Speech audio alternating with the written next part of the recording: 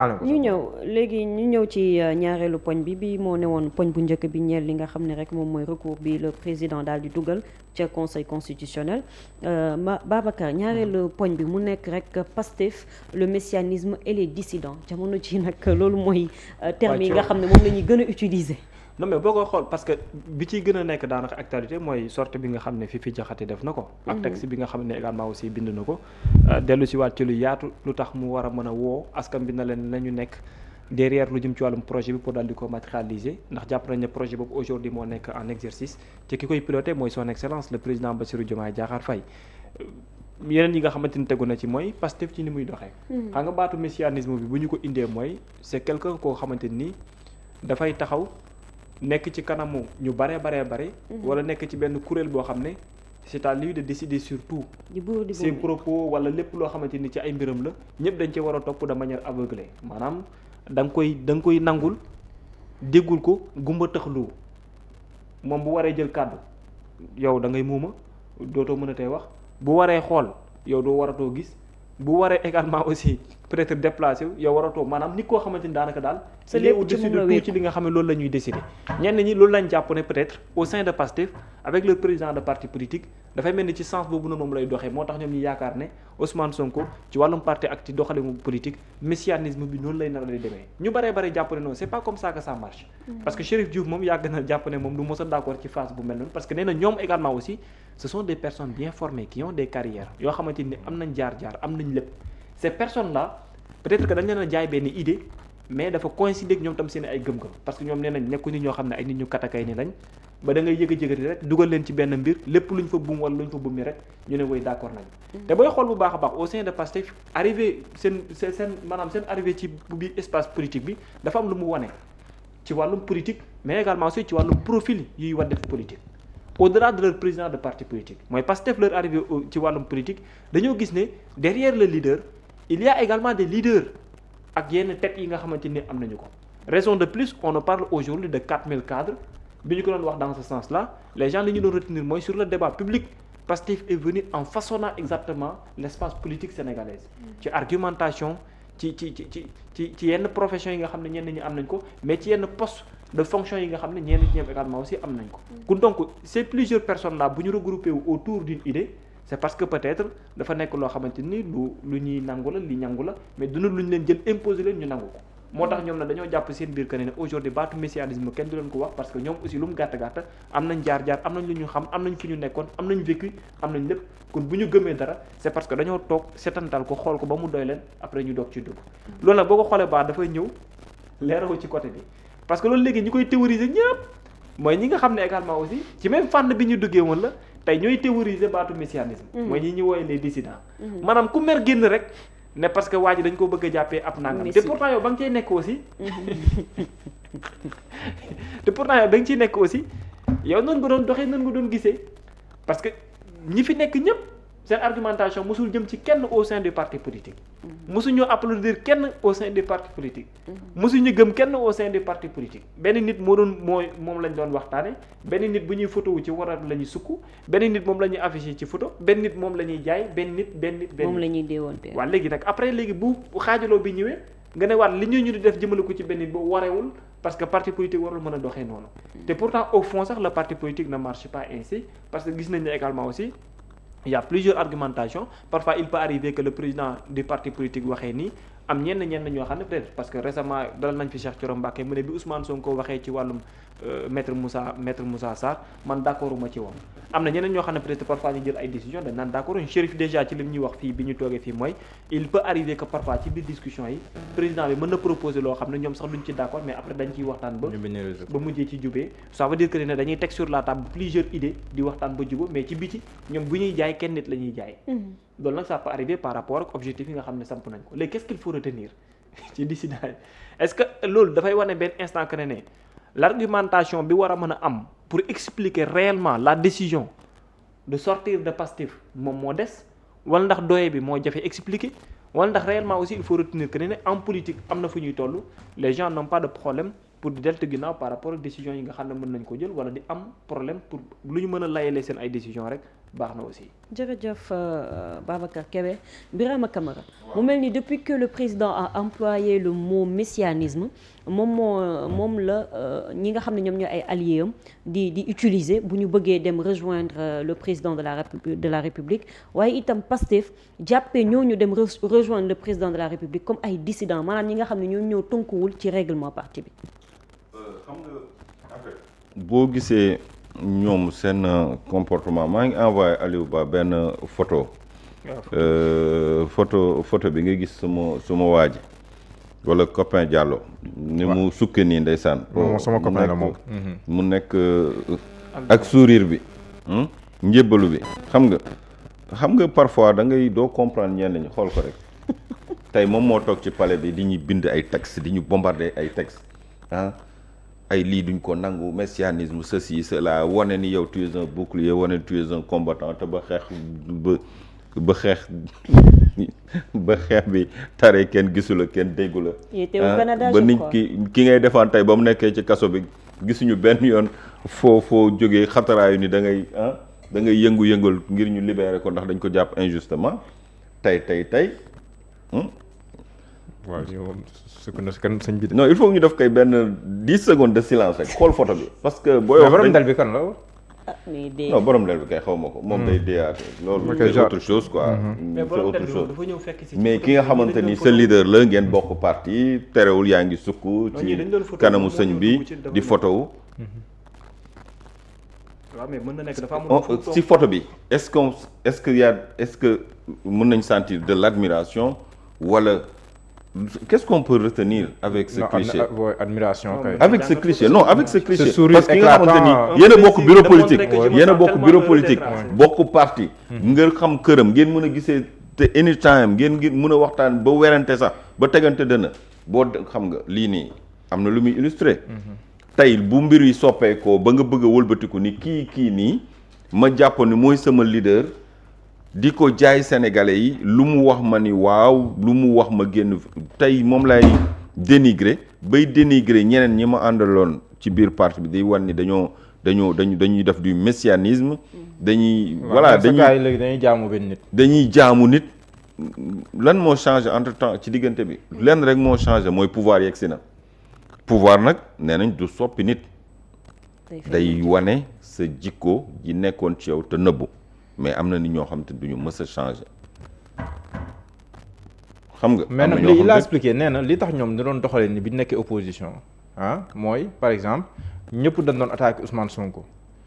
di ko attaqué di wax ne que moom du démocrate di ko attaqué lu bari léegi ñoom pour défendre Ousmane Sonko ñu def bloc autour de Ousmane Sonko pour le défendre quoi mooy waral kii il a expliqué ça par ça quoi donc mën na am photo bi c'était dans contexte Covid bi la je pense léegi gis nekkul ko jamonoy Covid ba donc mu neen jàpp ne jamonoy 2019 2021 2022. est-ce que tamit cet argument. avant muy daw Canada la. avant muy dem Canada oui. avant muy daw Canada. non dafa demoon est-ce que cet argument est tient. dama yokk ci xam-xam. man daal li ma jàpp mooy.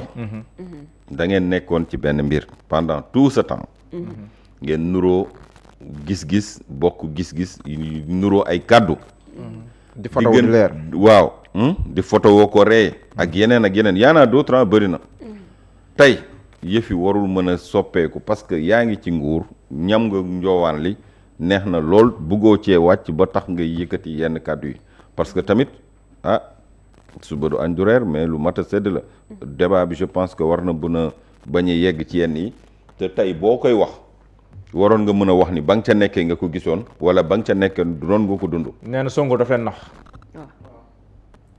nee na Sonko daf leen nax quoi. 10 ans yëpp. waaw daf leen nëbb boppam. te ñoom daal xam nga loolu lu mu may fàttali. yaa ngi fàttaliku Platon l'allégorie de la caverne. l'allégorie de la caverne. de Platon. nit ñi dañuy nekk ci benn pax. benn xur. mais xur bi dafa am lu muy ay lumières yi lu muy refléter. ci biti li muy refléter ci biti ñoom ñu koy gis ñoom dañuy jàpp ni loolu rek mooy àdduna. il faut que nga duggaat ci philosophie boobu nga jàpp enseignement bi nga war a génne ci l'allégorie de la caverne da ngay dem ba benn moment da ngay nekk ci benn xur nga jàpp ni la ngay gis muy reflété ci mur bi loolu rek mooy àdduna fa lay ba nga génnee noonu. ba nga génnee nag ci ngay door a gis ni ndekete loolu lu minuscule la woon par rapport ak lii xew maanaam ñoom dañu nekkoon daal maanaam ci lëndëm d'un seul coup nguur jot rek nguur ñëw rek ñu am les idées claires éclairé une vision éclairée door a gis ni man ndekete ci lëndëm laa nekkoon ndekete dañ ma doon nax ndekete waa ji c'était il faisait le culte de la personnalité le messianisme la doon incarné ci suñu biir mais ñun après avec le pouvoir on a compris maintenant et que dañu war a yee ñi ci des te ñu bàyyi leen ñuy nelaw en fait c'est ça xam li ñuy wax top feel so much better than the bottom avec l'aide de la torche du Diomaye yéeg avec l'aide de la torche du Diomaye non avec l'aide de la torche du pouvoir les lambris dorés du pouvoir c'est pas Diomaye c'est les lambris dorés du palais pour man Diomaye moo non leen gindi quoi c'est les lambris dorés du palais moo leen lëndëmal wala mu leeral leen ba ñu commencé gis ñaar yooyu rek la parce que looloo fi bees nee nañ top feel so much better than the bottom gis nga donc asi gi dafa neex lool boo ci yeggee am na nooy waxe am na neneen nooy gisee mais bu mu tax mukk nga jàpp ni ca la ñeneen ñi nekk ci lëndëm la wala ca la ñeneen ñi nekk ci leer la ndax ca la ñu nekkoon démb ci nga nekkoon wuute gis-gis benn moment day am à tout instant mais il faut que ngay sóor aussi il faut que ngay sóor moo tax mbir boo ci nekkee bul ci dem ak yenn xër yi ndax suba boo soppee doxalin bëgg a jaayaat nit ñi le contraire nekk à l'opposé total ci li nga doon xeex dafay mel ni yow yaa mata di daal en quelque sorte mënoo ni diw dafa baax moo gën ci nit ñi suba nga wëlbatiku ni diw dafa bon moo yées ci nit ñi loolu mënta nekk donc kàddu yi parfois messianisme d'accord mais c'est parce que kon yow ci messianisme boobu ci lañ la wëgg ci lañ la xont ba tey nga toog ci palais wala toog ci situation bëgg a gëmloo nit ñi yenn ñi loolu rek moom moo fi nekk ay position ñoom ñoo changé démb dañu nekkoon ci galère ok il fallait que nga bànneexu ci lumière messi bi mu xaw la may tuuti lumière tey am naa possibilité dugg au palais maanaam àgg naa ci njomboxtal li donc man dama war a wan nit ñi que ni ca la ngeen nekkoon du loolu mooy li gën parce que ba ngay wut ay maires yi bon soxla woon nga le messie en fait maa ngi yónnee léegi Aliou ba photo bi ba ngay wut ay maires yi yow privilège la woon sax pour nga nekk ci wetam pour ñu lay xaw a ràññee wala ñu lay méngale ak moom kii ndawu Sonko la kii Sonko la fi représenté gis nga photo bi xam nga lii jamono Yewwi Askan Wi yaa ngi gis Cheikh Tidiane Youm ci gannaaw xam nga lii dañ ñëwoon di la campagnal dëgg loolu du dëgg xam nga lii boo gisee Cheikh Tidiane Youm di nga xam ni kii dañoo ñëwul goxam di ko campagnal bañ lay campagnal fii nii kii nangoo woon nga mu nekk Messi n'est-ce pas ndax yaakaaroon nga bénéficier wu ci Messi bi ba am ndam yàlla dogal nag dañ la duma la nga doon moom il était candidat gisoo ko nii ci kaw oto bi li caravane Yewwi Askan Wi wala da doon accompagner candidat rek non ban candidat en tout cas daal lu mu ci mën di doon moom moo nekk ci kaw oto bi te mooy yëkkati loxoom te moom lañ doon wane jamono yi te xam nga ce que ça signifie donc man daal wax yi parfois jàpp naa ne daal nañ koy doser mais boo déggee daal keroog lenn moom ma def ay ree keroog alpha téeméer ni mu waxee non alpha taraayu na nee na waaw am seen majorité 130 députés bëgg a soppi suñ constitution duñ ko nangu mais alpha lan ngay nangoog lan ngay bañ su ma waaj jërëjëf Birama Camara Mouhamadou Diallo lan nga jàngat ci termes yi nga xam ne ñu ngi koy utiliser ak ñi nga xam ne ñu ngi génn aussi di wax ni Pastef li ñu bëgg a jiital moom mooy mbirum messianisme ak Pastef tamit ñi Diallo ba mu mayoon foofu 30 secondes nag ci messianisme nag à titre sama xalaat bu gàtt personnellement sama xalaat bu gàtt messianisme niñ koy waxe man je suis pas d'accord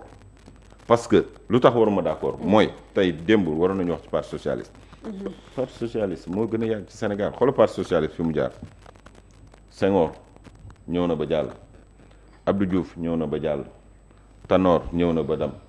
ki fi nekk nii tey sax la ñuy wax xam nga puso bi boo ndafal naag say loxo lay réer mais nekk na parti boo xam te ni ku nekk mën nga fëgg sa dënn ñi parti bi ndeyu kenn moomu ko bàyyi kenn moomu ko kenn gënu fi kenn loolu mooy un parti politique leader bi dafay am moment day jaar te day jàll bala ñoo jël yëf yi ci loxoom sax war na mën a joxe le témoin parti bi continuer démocratiquement di dem. photo Senghor day nekk ci maison du parti ndax jóge na fi photo Abdou Diouf mun na fa nekk ndax jóge na fi photo Tanor mun na fa nekk keneen ki fi nekk tey photom day ñëw jóge fi keneen photom ñëw donc parti lu ñëpp bokk la man su ñuy wax naan Sonko moi j'ai dit yéen ñii Sonko ngeen di wax mais Sonko il parle du parti Sonko il parle de Pastef il parle du Pastef ñeneen ñi ils veulent nous orienter vers Sonko alors que quand Sonko prend la parole Sonko fait la promotion d'un parti politique qui a de beaux jours peut-être devant lui ñenn ñi ñoo lay bëgg a gëmloo Sonko sans la Pastef sans Pastef Sonko n'est rien lan moo fi indi sans Pastef Sonko n'est rien alors que Sonko Pastef dafa war a doon comme ndox comme ndox ak suukar loolu la war a doon en fait am déet pourquoi ñenn ñi bëgg a gëmloo Sonko tey bu bàyyi woon Pastef sans Pastef idée yooyu ñu koy gëmloo ba ñu xamee Sonko sax yàggul 2021 2022 lañ ko xam mais ñi xam parti bi fi mu jaar ba yegg si fi mu yegg si boo leen di gëmloo ni Sonko mooy Pastef wala Pastef mooy Sonko wax boobu c'est un débat inutile Sonko l'intérêt de Sonko c'est que Pastef soit un grand parti un parti fort mu accéder au pouvoir jox parti bi ñeneen ñoo xamante ni du moom mooy joxoñ mais parti bi mooy diisoo jaar fi mu war a jaar ba keneen yor ko ëllëg keneen yor ko ci messianisme je pense que loolu laa ci doon def comme parenthèse. waaw man je pense que c'est l'argument de ñi nga xam ne nii te argument bu yàggul juddu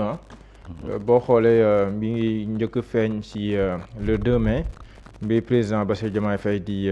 wax la personnalisation à outrance du parti Pastef. ñu naan yoon bi parti bi jël. waaw boo ko jëlal du baax te boo xoolee l'objectif premier ma jàpp ne du président Bassirou Diomaye moo nekkoon des biir Pastef ñukki fa lu bare ba nga xam ne ni après ñaari Pastef moom mooy taxaw xar ñaar donc loolu ça n'a pas été nekkul lu ñu réussir donc oui peut-être mais dès lors que nga jénn rek mënatoo ko def à l'interne alors que l'objectif premier c'était de le faire à l'interne léegi jénn neen dañuy créer seen parti bopp léegi ñii di rejoindre yëpp loolu li ñuy wax mooy li ñuy wax messianisme ak yooyu or parti bi nar a dem aussi li ñuy bañ fii moom la ñuy def fee parce que parti bi nar est-ce que boobu sax du raw li ñuy kaas fii passif parce que parti bi nar a dem parti bi déjà ni muy juddoo mooy loo indi ba ko si bunt boo ñëwee changer sa mbubu changer sa tur changer sant bu yow turu parti bi nga xam te nii man maa ko sanc man maa ko créé déjà te le seul fait que président renoncé si bañ a nekk président parti président de la république loolu wan ne ko moom moo koy jiite qu'il soit officiellement le président moom moo koy jiite qu'il n'en soit pas officiellement le président moom moo koy jiite parce que déjà option bi mu joxe mooy gars yi dañuy def bloc autour du président de la république di ko liggéeyal moom président de la république pour mën ko jox un deuxième mandat donc li ñuy bañ fee moom lañ nar a nangu fii nii donc ça va se faire de la même manière léegi nag bon c'est vrai que les concepts ku nekk boo bëggee jénn mën nga ko layal loolu mën nañ ko mais pour man leader bu mag en politique xam nga Birame mi ngi wax sax wàllum parti social foofu sax xaw ma see d'accord yow parce que socialiste parti PS am na fu mu jaar def ay fusion ak SFIO bu Lamine Gueye ñu dem ba kii mais au moins mu nga jàpp ne de 1960 à 81 au moins président Senghor def na si jamono jooju 20 ans si bopp PS après si la ko jox président Abdou Diouf après jox ko kon pour dire que parti bi aussi am na foo xam ne ni si la jaar ba loo mën a amoon na ay assises yu dëgër léegi nag parce que boo ko xoolee def nañ seen premier congrès 10 ans la ñu amagum def nañ seen premier congrès ñu fal Ousmane Sonko à la tête du parti banqaasoo na ay banqaas yu bëri si réew mi am na ay vice président buñ demoon tey jii xawma la mooy xew 2029 ba président parti bi nekk président de la dootul nekkati président parti bi donc il faudrait que ñu tabb benn président de la république wala boog mu am au moins koo xam moom mooy gérer parti bi loolu après dina dem ba dina tax parti yi di tàbbi si yeneen yoxo nànk-nànk ñu dem bay am culture boobu loolu lu ñuy tabax la sur la durée mais instant bi parti di jóg di raam di jóg ko daan di tàmm dox il faut mu am un leader charismatique boo xam ne nii moom moo fay nekk leader boobu nag bu nekkee leader charismatique nekk leader bu mag c'est par rapport à ñu mu jiite attention c'est par rapport à ñu mu jiite tu es grand leader ça se mesure aux personnes à la dimension des personnes que tu diriges boo nee Ousmane Sonko ñu ne la Babou si partem la bokk ñu ne El Malick Ndiaye si parti la bokk ñu ne la Birame Souleye Diop si parti la bokk te koo si gis mën na nawlanteeg yeneen chef de parti ñooñu ñëpp ñu ne kam moo la njigéen Ousmane Sonko donc Ousmane Sonko moo nekk nit ku am dimension bu rëy mais ñamu jiite ñoo ko jox étoffe woowu réew mi amoon na loolu si jamono yi bi fa ñoom docteur Abdourahmane Diouf nekkee Déthié Fall ak yooyu ñoom Thierno Bocoum yooyu amoon na loolu dafa nekk un grand leader parce que dafa jiite woon ñoo xam ne ay kàngam leen léegi nag parce que lu mu yokk si ginnaaw loolu mooy au-delà de loolu leader am na benn légitimité boo xam ba fii ni am na ko am na ay maire am na nangam am na ñu ko gëm donc maire de Dakar si moom la bokk donc si moom la banque donc kooku forcément dafay nekk un grand leader parce que dafa am si ginnaawam ñoo xam ne ni koo si jël seppi ko moom mënoon a nekk mën na nawlanteeg benn leaderu parti ñenn ñi sax du leen xool donc pour dire que aussi loolu dafay am xam nga démb Argentine da doon fubal mais boo seetaanee Argentine ni mu fubalee Messi raté na penalty yi te tout le monde joue pour Messi mais à la fin day def différence donc Messi nekkul équipe Argentine benn la ci 11 yi mais tout le monde fait bloc autour de lui on joue pour lui mais moo tam mu ñëw def différence à la dernière minute mais que serait Messi sans les autres joueurs donc pour man c'est la même chose te baatu Messi bi dafay ñëwaat fee sans Messi donc pour man complémentarité boobu noonu la mais ku bëgg a jënd aussi il faut nga layal ko solo ko mbubb bu rafet maquillage ko solo ko perruque ba ne lii moo tax te ñeneen sax mën nañ dem ba jàmm man woo dëgg yàlla man ku ne sax man président fu mu toll moo incarné le projet sax man argument boobu sax man moo ma gën a convaincre daal nga jàpp ne fu mu toll nii c'est le président qui a été lâché président moom lañ fal ba pare di ko faxasal président moom la waa Pastef teg au pouvoir ba pare won ko ginnaaw di liggéeyal keneen ku dul moom di xajamal ay mbiram man argument yooyu sax moom may gën a convaincre que argument wu ay messianisme ak yooyu man xanaa de argument yu gën a dëgg peut-être nag loolu c'est la prochaine étape ñuy wax ne que effectivement waa Pastef dañoo xeex président Diomaye Faye à l'interne bëgguñu mu am un bon bilan bëgguñu loolu pour man c'est la prochaine étape man loolu sax moo ma gën a convaincre wax dëgg yàlla lu dul ay messi yi ak yooyu daal pour man yooyu daal ay lay la yu ñuy paasante nii rek comme élément de langage mais boo ko jëlee ci fee yi bon ab ban parti moo fi amul loolu c'est vrai que nag c'est un problème parce que APR fu mu toll nii keneen ku ko jëlee ku dul Macky Sall day tas daanaka sax li fa si bëritul Diomaye président jël na lépp daal rek donc beneen parti aussi boo fi jël kan mooy topp kan la ñeneen topp sa ginnaaw gis nga le PS fu mu mujj organiser congrès bu kii sax jafe-jafe la si ñoom donc pour dire que aussi am na si ay handicap yoo xam ne mais defe naa ne ça se construit sur la durée. D'accord jërëjëf Mamadou Diallo Babacar Kébé ban jàngat nga ci am. man fi may renvoyer mooy damay dem ci ce qu'on appelle c'est-à-dire man fi may renvoyer mooy dafay dem ci bu ñu woowee parti politique mais dañuy dem également ci parti bi dans le cadre c'est-à-dire administratif loolu mooy gën a am solo ce qu'il faut retenir mooy tey Pastef au niveau des textes bu fekkee da nga am benn jàngat boo xam ne da nga ko ci def bu dee lire nga un tout petit peu parce que bu mujj bi ñuy def ay structuration bi ñu indi yóbbee na au moins ma ne xaaral ma dem xool par rapport aux autres partis politiques dans le cadre de la configuration de la structuration comment est-ce que ça marche boo demee dans le cadre administratif mënuloo gis ne peut-être y a un parti politique qui s'est configuré dans le sens du messianisme par contre les militants de ce parti politique dañuy théoriser te dañuy doxee nu mel noonu boo déggee may wax loolu parce que gis nañ ne mën na nekk parti politique mais la personne également aussi en tant que personnalité politique représente wala am na benn attitude boo xamante ni différencier ni ko avec la classe politique bi ñu xam ci franchise bi peut-être ci courage bi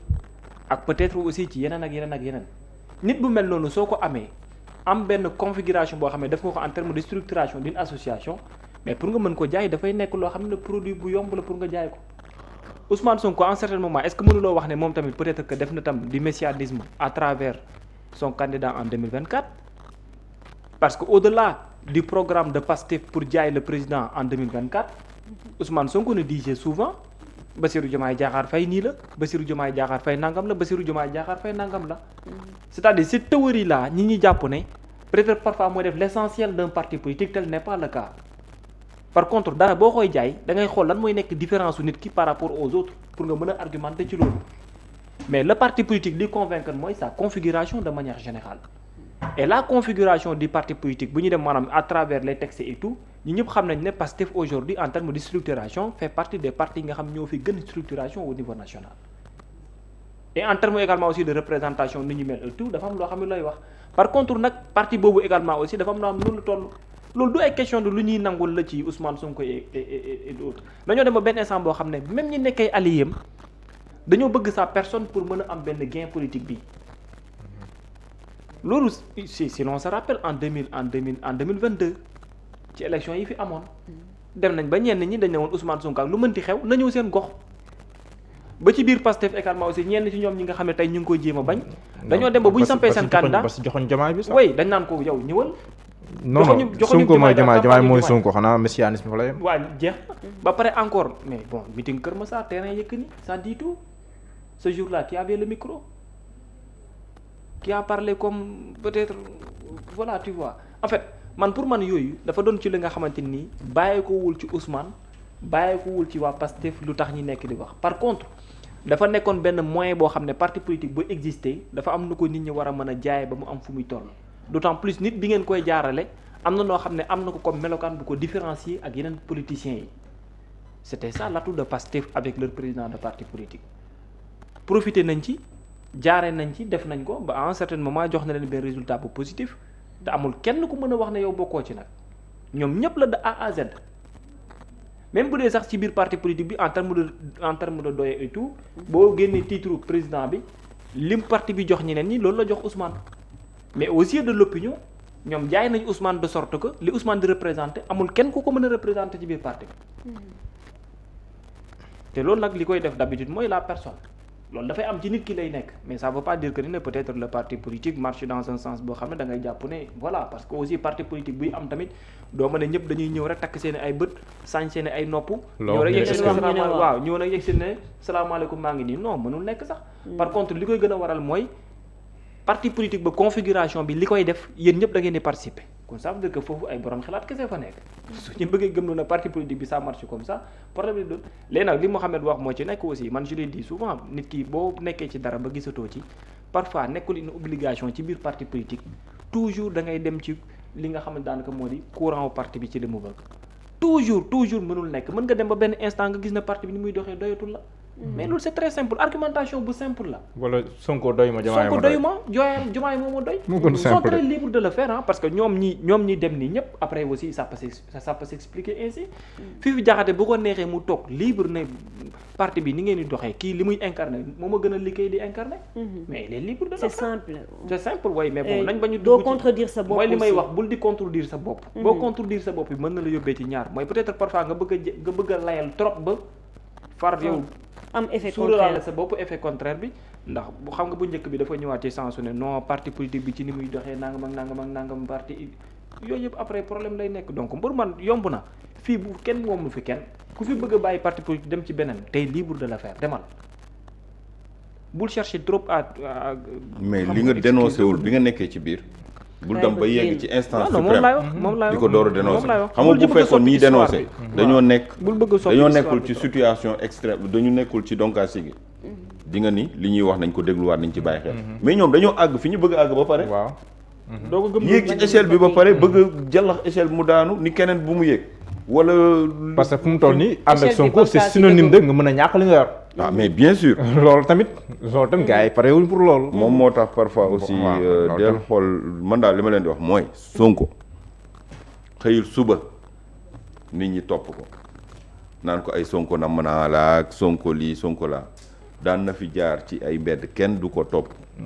inaperçu kay jaar na fi 2017 di caravane ci benn pick-up gisul ma Samba gisul ma Demba ay ñetti nit ak ñeenti nit a nekkoon ci pick-up ba yaa ngi comprendre siège ba nekkoon Yoff pënd la defoon kenn daaw fa ñëw y avait personne réunion y avait personne fekk naa ko fekketi ko Sonko wax na bay bëgg a dee conférence de presse daana def conférence de presse benn micro ñaari micro ñetti micro muy yéeg di yéeg waa léegi bu ñu demee ba Sonko am benn envergure bi nit ñi liggéey ko tettagal ko jaay ko ba ñëpp gis Ousmane Sonko mu mérito ko ndax jaar-jaar yi mu jaar instance su assemblée li mu fa liggéey ak yeneen ak constance ak li tax sénégalais yi ñu bëri wóolu ko jox ko bopp mais est-ce que tamit mën ngeen jékki-jékki ni léegi messianisme bi dafa am i tànk ba yegg si fii donc nekkul le parti mais c'est kon une bonne partie de la population ñoom ñoo ñëw xam nga en fait messianisme bu ñu koy wax nii ci kàllaama tubaab la ñuy wax mais lan lay tekki maanaam le messie c'est yonantu yàlla bi yonantu yàlla bi mooy le messie nga jël nag nitu doomu aadama bëgg ko def bëgg ko yéegal ci daraja yonant xam nga loolu la baat bi di tekki en fait mais bu ñuy wax messianisme peut-être ñi comprendre français du ñu xam lu ñuy wax mais loolu la baat bi di tekki da ngeen jël doomu aadama woykat bi muy woy naan ko ay mujjadit xanaa kon Sonko moo ko dee ni ko def ma ni ko wayal ma way bi nga def ma doon mujjadit xaw ma lan xam nga y a des bon mais nag en politique léegi sens bi gën na yaatu loolu quoi. waaw gën na yaatu gën na wàcc loolu foofu configuration parti bi sax boo koy xool ni muy doxee léegi Messi en politique gën na kii quoi. waaw wàññi nañ tey bi quoi maanaam. merci xam nga nit ki ñëw wane yoon non mais Pelé tuddewuñ ko woon le dieu du football. waaw Pelé tuddewuñ ko woon le dieu du football. effectivement mais ay dimension la. mais ñoom dimension bi ñu ko bëgg a teg mooy maanaam da ngeen bëgg jël nit ki parce que bu ko jox daraja le baatu jaamu waaw wala yooyu noonu nee na jaamu donc c'est pas pour défendre l'un des bords ou de dénigrer l'autre bord mais c'est juste pour remettre les choses nañ ko tegaat ci cadre politique te ji ma dalal ànd ak delloo si xel yi daal maanaam delloo si xel yi te xam ni nga amee xel noonu la sa moroom amee xel fii kenn du nangu nekk ci mbir bokku ceeg sa moroom ba pare sumb ko ak moom jox ko cër bi parce que maa la jiital dama lay jox cër ba pare nga bëgg a nekk ma doon sa dag ñu lay takki buum di ma takk ci buum xam nga loolu dama ko nangu te la preuve wane na ko bu doon nguur rek la am na ñoo xam te ni duñ démissionné parce que bañ leen woowee ne leen dellu si leen dañ ne non dañu am ay valeur am ci parti bu ñu tënku mu am ay règle da ngay jaar ci règle yooyu mu ngi noonu boobu moo nekkoon poñ bu mujj bi ñu doon waxtaanee ñeel Pastef ak ñi nga xam ne rek ñoom ñoo daal di fekk ji le président Bassirou Diomaye Faye di sant di gërëm partenaires yi nga xam ne ñooñu doon gunge mais ku ci mel ni COSEDI ànd ak ñun ci meewu Lalia lait en poudre lait en liquide vinaigre Miss ak huile Lalia di leen proposer aussi mayonnaise Miss bi nga xam ne 5 litres la ak Kumba beignet Nabou Pastel mi nga xam ne ñoo leen di proposer ay box sucré ak salé di ngeen koy mën a utiliser ci seen i bureau waaye itam ci seen i ay événement ma daal di bàyyi ñi nga xam ne ñoom laa bokkaloon plateau bi ñu daal di tàggatoo Babacar jërëjëf ba suba incha allah. Birama